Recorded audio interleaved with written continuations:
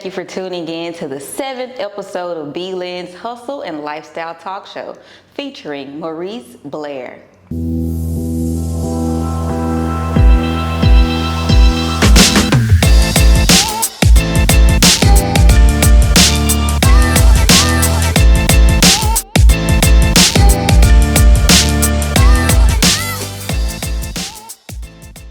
Maurice Blair is the founder and president of L.E.A.D, Life Enrichment and Development, a nonprofit organization focusing on career development, health, fitness, and self-esteem. He currently works for the West Memphis School District as an attendance officer and has done so for over the past 19 years. Maurice is also a personal development motivational life coach, speaking to all audiences of all ages, and an author. Also being a personal trainer who obtained his certification in fitness and nutrition at the National Academy of Sports Medicine in Chicago. He is a firm believer that you must train the body and mind to achieve total fitness. Maurice is a member of Toastmaster International in Memphis, Tennessee, a nonprofit organization that concentrates on sharpening communication and leadership skills. Welcome to the show, Maurice. How are you? I'm doing good, Brandon. Good. I appreciate you having me. I'm glad to have you. Glad to catch up with you again. Right. It's been a minute. It has. It's been about 4 years. Right. But for the people who don't know, give me some of your backstory, as in schools, colleges, degrees, past, and a little bit of your current career. Well, basically, I'm from Greenville, Mississippi. Oh. Graduated high school there in 1980. Mm-hmm. Moved up here about 3 days after graduation. Was heavily into bodybuilding then as a teenager, and I was actually supposed to move to L.A. and sign this contract and promote this guy's vitamin supplements. However, life took some twists and turns. And that happens. And so I ended up staying in. I live in West Memphis, Arkansas. Gotcha. Living there, and I just took my time. I attended Shelby State. It was Shelby State then, back there, briefly, and that didn't work out for me. I wasn't content with that, and believe it or not, they had a dental college down here, right off the interstate, right off of Danny Thomas here. In this dental school, and I enrolled in that, and I said, you know what, I'm just sick of looking at people's mouths. Yeah, and so that didn't work out for me. So anyway, to make a long story short, I started working for my dad, who owned a trucking company. Gotcha. And I drove a truck over the road for 17 years, and that really, honestly, that motivated me to do what I'm doing today, because I would, go and travel and be in Wyoming today, and Montana tomorrow, and Saskatchewan, Canada next week. And I saw wherever I went, it was still the same problems all over. With our youth, with adults, the same struggles. Yeah. So that's what motivated me to start up L.E.A.D, which is a nonprofit organization, Life Enrichment and Development. Our motto is building bigger minds, brighter spirits, and better bodies. So how did you started working in the West Memphis school system, though? That was tough. I've always wanted to be able to touch our youth. So I didn't have a college degree. I said, how can I get in this doggone school? Yeah. So I started working. I worked like a year free to get there. I would go and work with students in Saturday school. Yeah. Students who were like in detention. I would go in there and work all throughout the week when I wasn't over the road driving. I would do that, and I did that for about a year, and they saw how serious I was. And dedicated. And this grant came available. Wow. And so they approached me with it and said, would you be interested in working with the school? I said, yes. And so they presented me with the grant, and the grant was a 3-year grant. And after the 3 years, there was about 20 of us. Yeah. And they said, well, the grant's over with. It was nice having y'all. I said, And I said, you know, and they ended up deciding to keep me Gotcha. out of all. Because they looked back and they saw the rapport I had with the faculty, with students, and with parents as well. So that's how I ended up there. Awesome. And you do enjoy working with the kids and the youth. I do. I mean, it has its challenges like anything else, Yeah. but I enjoy it because it outweighs, the good always outweigh the bad. And they are standing in need. Now all they want to know is, you know, someone there who really care about them. We want to save them all, but we can't. But we can, the ones we come across, we can be influence them the best we can. That's true. We're going to talk more about our youth later on in the show. But when I met Maurice 4 years ago, it was at W.L.O.K. Radio. I was still a personality there. And when I interviewed you then, you talked about your book. Right. Which book was that, and what other books have you written since then, and what are they about? Okay, that book, the name of that, the title of that book is From Nowhere to Now Here. Okay. And the reason why I titled it that is because regardless what we have going on in our lives, opportunity is always here. We just don't see it. Sometimes we allow daily stressors to get in our way, to blind us and emotionally blind us, and we feel like, well, there's no help. I don't see opportunities, but from nowhere to now here, wherever you are, it's always opportunities available. And that was a spinoff from when I was on the road, over the road driver. Gotcha. And I use it as a seven mile markers of life, each mile marker representing a chapter. I remember that. The importance of power of words, greatness, the well-being, mental and health, mental and physically well-being, the importance of goal setting, you know. And each chapter signifies something. Each mile marker was a chapter that signified something. Have you written another book since then? No, I hadn't written it. I'm working on another one. Even before that book, I was on the cover of 2 nationwide trucking magazines, Truckers Keeping Fit. So I was blessed and fortunate to be able to go to Nashville to do the photo shoot, do the interview there, and they distribute them all across the country. Yeah. In various trucking companies, restaurants, truck stops, all various different places. That's cool. All right, well, when you get ready for your next book, we can come back and talk about it. Definitely. Okay, let's jump into your nonprofit that you're the founder and president of. Give us the name of it again. Why did you start it, and what do you all do within it? Okay, great. Well, the name of it is L.E.A.D, L-E.A.D, which stands for Life Enrichment and Development. And like I said, our motto is building bigger minds, brighter spirits, and better bodies. And once I started it, I was able to, you remember they had the Access Channel, 17, you know, the cable channel. I was able to get on with Comcast and had I presented L.E.A.D every week there on the Access Channel. And that really was the springboard for me to start speaking. Gotcha. And to develop contacts and to network with individuals. So, and that was a 16-year run. It started out being a 6-month run. They said, we'll give it to you for 6 months. Yeah. But it went so well, so 6 months turned into 16 years. So I was able to reach a broader audience, and it went on after 2016. Xfinity came in and bought Comcast. True. And so they dispersed it and they stopped taping. But then the key thing, social media was being ushered in. And so that was the going thing. So it worked out fine. But I started L.E.A.D because it was a need for not only our youth, but adults who really was, when I say self-esteem, they were standing in need. Yeah. When I say health and fitness and well-being, they were standing in need, especially in the African American community.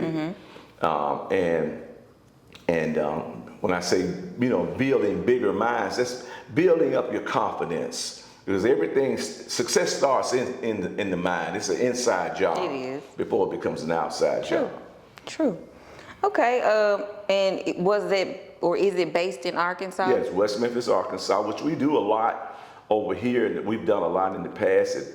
Ida B. Wells Manassas, Ridgeway High School, Overton, Good. Wooddale, and other areas of the Memphis area. Yeah, as that's well. what I was going to ask. Do you have like meetups and events here in Memphis Yeah, too? we have in the past, and we're going to actually jumpstart this thing again after the first of the year in 2026, and be more visible in the schools throughout the Memphis metro area.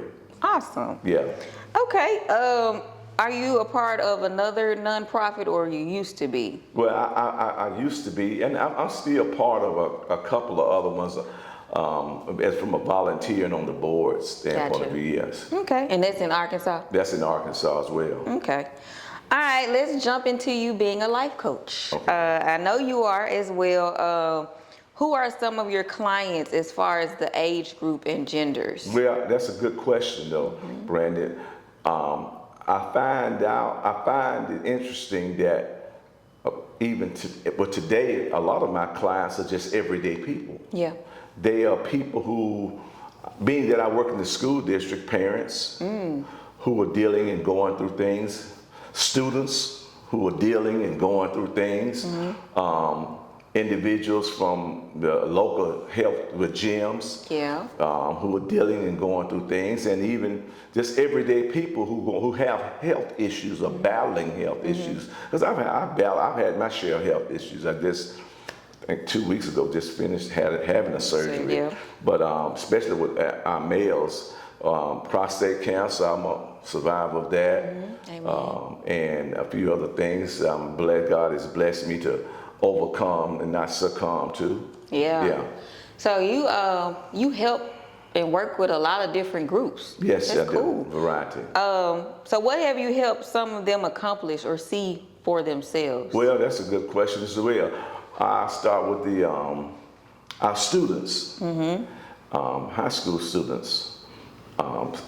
My title that I perform at the Academies of West Memphis High School, is I'm the truant officer. Attendance of truant. When you skip school, I'm the big bad wolf. Yeah, you got to come and get them. Call the parents. Man, and so we have students who are very challenging, who don't want to attend school, who don't want to. When they come, they don't want to do the work. When they come, they walk in the front door and out the back door. So I feel it's my job to give them a reason to want to be there, other than Columbus discovered America or X times Y equals Z. Yeah. You have to give students something that they want. Yeah. Because they don't understand the importance of what's being taught in the moment, right? And so, with students I've dealt with in the past and currently dealing with, they are able to. I help them see the finish line. It may be October, but May is coming. Yeah. And I tell parents all the time, and I don't want to see them where it turns into March madness becomes May sadness. You know, not graduating. Right, and not graduating. So that's to coach them as a life coach, to coach them, to coach the parent, to coach the aunt, the grandmother who's raising them. That right there, and also individuals who are in the health and fitness, to set short and long-term goals as a personal trainer, you know, to increase your health and wellness. But also, it ain't just about biceps and triceps. Yeah. Life is about being healthy, and you want longevity and the quality of your life to be well. Yes, ma'am. You life coaching me. How long have you been a life coach? I've been a life coach ever since I got my certifications in 1991 as a personal trainer at the National Academy of Medicine in Chicago, Illinois. However, I started my life coaching in like 2000 and 2010. Okay. 2010, Gotcha. yes. So yeah, over a decade now. Yes, yes. Cool. So do you have like sessions with them like a therapist would, and how often do you? Well, I have sessions through LEAD. We have a mentoring program where we mentor young men and young ladies. So that right there. But I found this out after I started it, Brandy. You know, everyone is. Most people need that one-on-one. They don't need that group thing. Session, right? Because there's no one size that fits all. Because so many parents, so many students have their problems are different, and so. If I'm over here working with John, Frank's issues are different. Yes. So I've learned that, you know, we do work as a group with them, activities and things of such, but our success is basically one-on-one individual. with Yes. them. That's good. Okay, let's continue talking about students and the youth. Being a life coach, like we said, working with different youth in Arkansas and just in the Mid-South, what are some issues that you see that needs to be tackled with our youth, especially with so much gun violence going on? That's a good question. The key thing is this. With our youth in today's time, it's about conflict resolution and learning how to, we can disagree, and it's easy for me to pull my gun and pull a trigger. Yeah. But with LEAD, what we are doing, we're trying to show them it's a better way. Don't get caught up in the moment emotionally. Yes. And with our youth, it's, you know, in order for our youth to grow up and be a man, they have to meet a man. And we try to connect, because it's just a few of us in LEAD. Yeah. But with the community, we bring the community in. Professionals, whether they're professional athletes, whether they're professional doctors, lawyers, electricians, because every student is not going to go to an Ivy League school or major college or even Sure HBCU, Sure ain't. but they can find success within what they're going after. Yeah. And so partnering them with individuals and allow that mentoring to take place, that will be, to answer one of their question, that will help considerably. And also to allow them to always think about things, but begin with the ending in mind. Begin, whatever you do, begin with the ending in mind. You're going to have a consequence. Right. It's Either or. everything it is. Exactly. Yeah. I like that. When I was in high school, I went to Whitehaven. Most people know that. Dr. Hunter was my principal then. And every day, in the morning, in the afternoon, and before we eat the last bell, every decision that you make has a consequence. You determine whether or not that consequence is positive or negative by the decision that you make. Right. And he always say, remember, see the vision through the eye of the tiger. But yeah, that stuck with so many of us because he instilled that in us. That's it. You know, every decision that you make has a consequence. And you're right, they should learn how to de-escalate and think about the ending consequence before. That's right.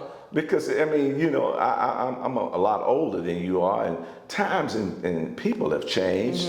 The American dream is no longer a house, a white fence with 2 kids. And a dog. It's not. And Spot. You know, that's not the American dream anymore, right? That's not the American dream anymore for, you know, of us today. They look at things, they like materialistic things. But it's nothing wrong with that if you know how to go about getting it and understand that you're your most valuable asset, not the car you drive. Not the jewelry. The jewelry and all of that, right. That's true.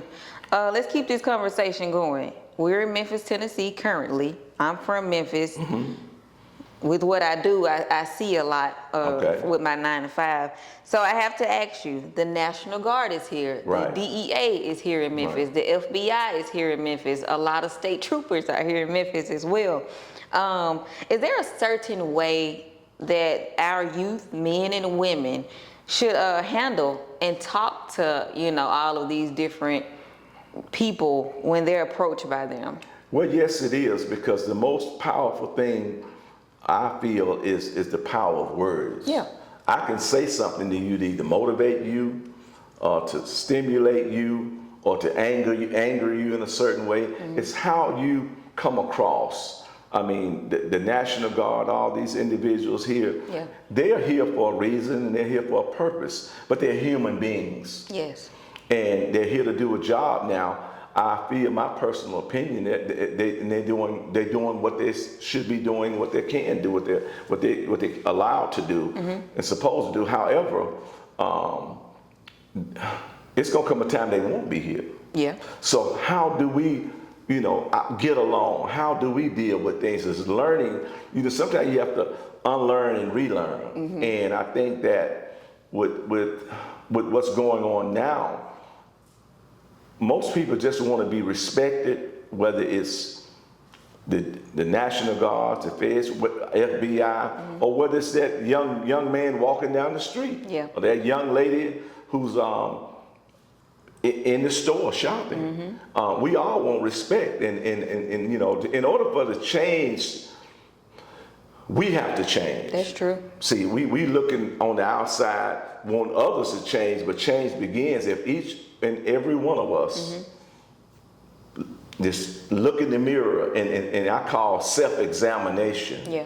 We want to examine everybody else, But not ourselves. But we want self-examination. That's we don't true. want to do. And like I said, doing what I do, I see a lot of TVs at work, 9 to 5. I'm around a lot of TVs, so I see a lot of different stations. And this morning, the National Guard is also in Chicago. Right. Chicago not going. They Like ain't going. I thought Memphis was gonna be that tough city to protest against it. No. Chicago is going ham right now. Currently, they are. They're protesting against the National Guard, against ICE. They sure People are. are getting arrested because of they're doing protests. It's wild. They're standing up. Yeah, They are. I'm glad that's not going on right now. Right. No, that would here. I know, because sometimes that just only add fuel to the fire. It does. We here for a solution and for everything to get better. Yeah. Overall. And we down south too. It probably would be worse. Right. You've been motivational speaking throughout this entire interview as well. And like we said, you are a motivational speaker, and you really do it all. I try to do the best I can. Yeah. So what do you enjoy the most about what you do as a whole? That's a good question. Again, you got all these good questions. What I enjoy the most about what I do is watching. I can't change no one, but my job, I feel, is to influence you to change. Yeah. Change has to come from the individual. I'm here to try to influence you to take a different route, to see it differently, to act differently, to succeed differently. The slogan I use is you're a life coach with a different approach, and meaning that I'm no better, different than any other life coach, but I'm here to pull the greatness out of you, so you can see the greatness that's within yourself. Yeah. And that way, and then you carry that on to someone else. Because, but I enjoy coming back, and be it a month later, or a year and a month later, and this individual approached me and say, Mr. Blair, I really appreciate you. Or she say, Mr. Blair, you've really been an asset to my son, my daughter, his parents talking, and they're getting good grades. They're at school consistently, and they're doing something positive. They got goals. Sometimes when students and even adults, when we do the same thing every day, redundant, we forget how to set short and long-term goals. Yeah. And a goal is not something that it shouldn't push you to it.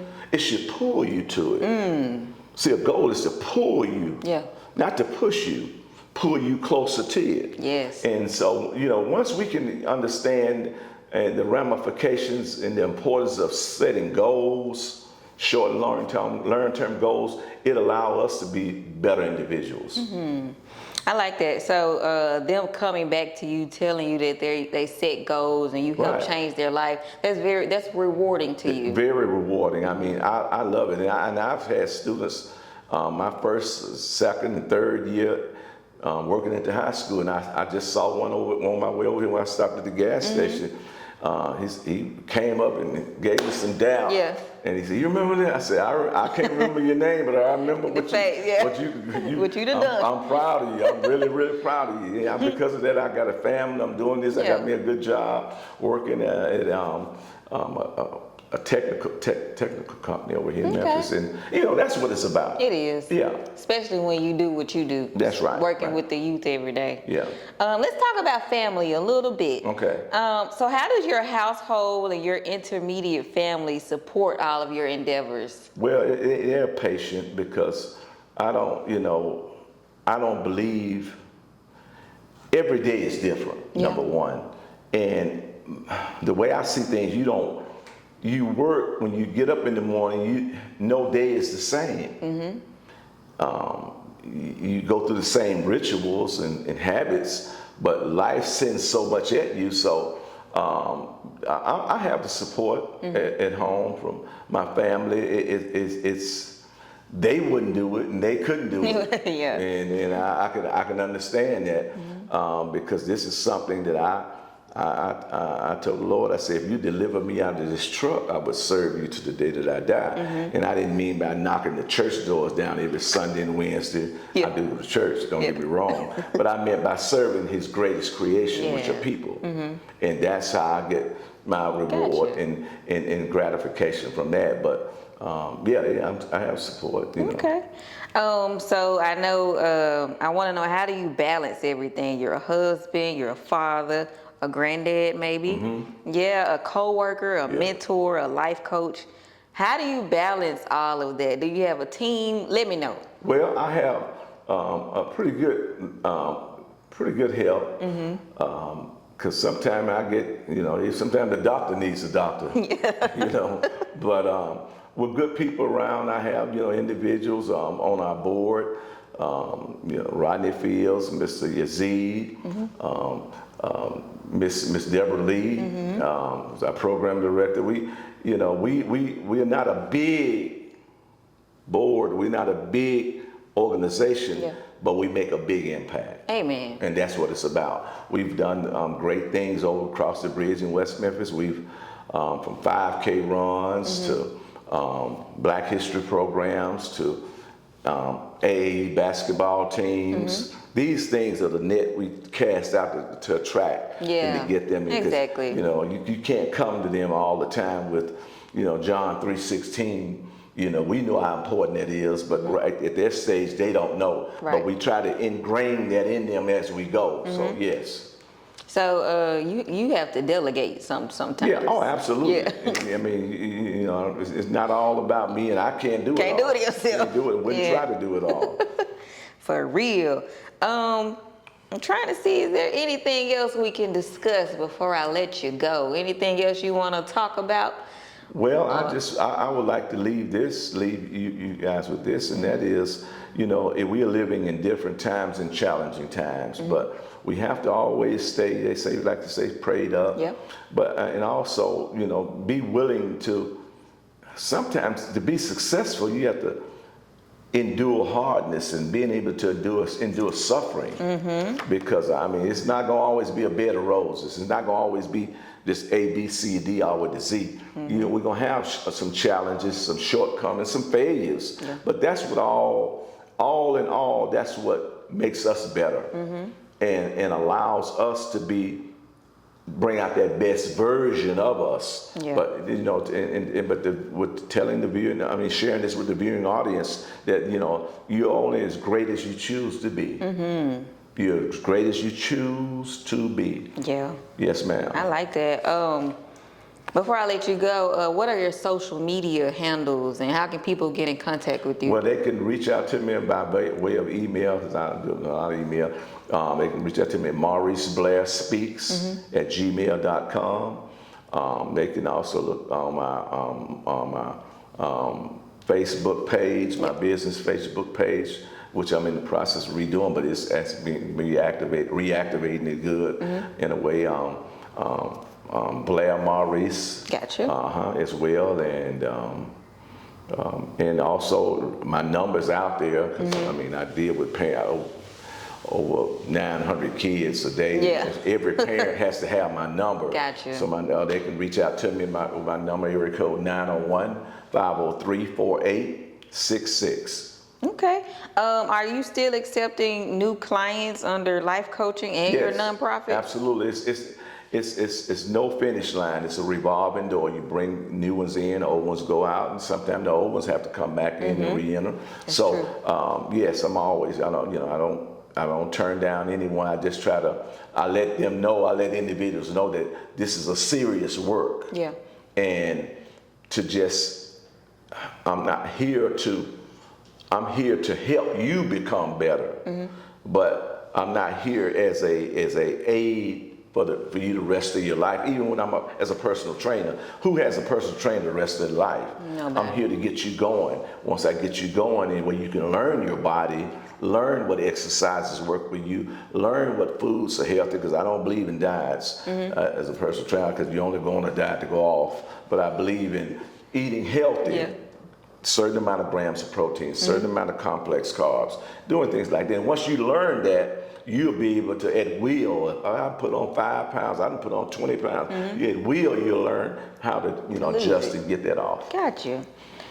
Thank you. Thank you for that. Like I said, you've been motivational speaking and life coaching this entire interview. Well, thank you. To give me and the audience something else to think about within themselves, how to move forward with their own life. Absolutely. So thank you. Absolutely. Yes. And can people still purchase your book if they wanted to? Yes, they can. It's on Amazon.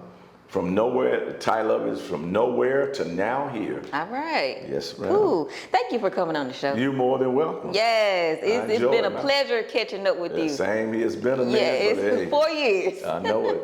Yeah, That used to be. Yeah, the first one was on a radio interview. Now we're doing live YouTube type interviews. Okay. Absolutely.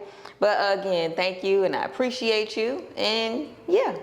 Thank you. Thank you for tuning in to the last episode of season 1 of B.Lynn's Hustle and Lifestyle Talk Show.